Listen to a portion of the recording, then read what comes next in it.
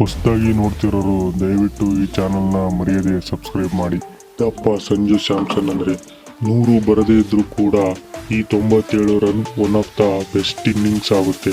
ಯಾಕಂದರೆ ಇದು ಇಂಡಿಯಾಗೆ ನಾಕ್ಔಟ್ ಮ್ಯಾಚ್ ಆಗಿತ್ತು. ಇನ್ನೊಂದು ಈ ವಿಕ್ಟ್ರಿಯಿಂದ ಇಂಡಿಯಾ ಸೆಮಿಫೈನಲ್ಗೆ ಕರ್ಕೊಂಡೋಗಿದ್ದಾರೆ. ಅದಕ್ಕೆ ಸಂಜುಗೆ ನಾವು ಸಲ್ಯೂಟ್ ಹೊಡೆಯಲೇಬೇಕು. ಅದಲ್ಲದೆ ಇದು ಭಾರತಕ್ಕೆ ಹಿಸ್ಟೋರಿಕ್ ಚೇಸ್ ಕೂಡ ಆಗಿದೆ.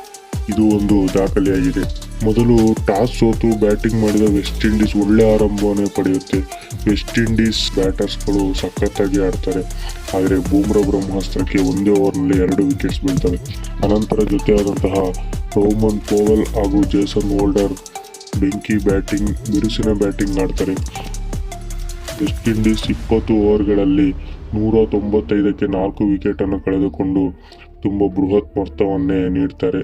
ಇಂಡಿಯಾ ಪರ ಬೌಲಿಂಗ್ ಮಾಡಿದ ಜಸ್ಪ್ರೀತ್ ಬೂಮ್ರಾ 4 ಓವರಲ್ಲಿ ಕೇವಲ 36 ರನ್ ಕೊಟ್ಟು 2 ವಿಕೆಟ್ನ ತಗೊಳ್ತಾರೆ ಮತ್ತು ಹಾರ್ದಿಕ್ ಪಾಂಡ್ಯ ಹಾಗೂ ವರುಣ್ ಚಕ್ರವರ್ತಿ ತಲಾ 1 ವಿಕೆಟ್ನ ಪಡೆಯುತ್ತಾರೆ.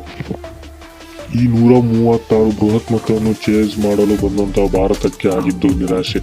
ಹೌದು, ಯಾಕೆಂದರೆ ಮತ್ತೆ ಅಭಿಷೇಕ್ ಶರ್ಮಾ ಹಾಗೂ ಇಶಾನ್ ಕಿಶನ್ ಬೇಗನೆ ಔಟ್ ಆಗಿಬಿಡ್ತಾರೆ.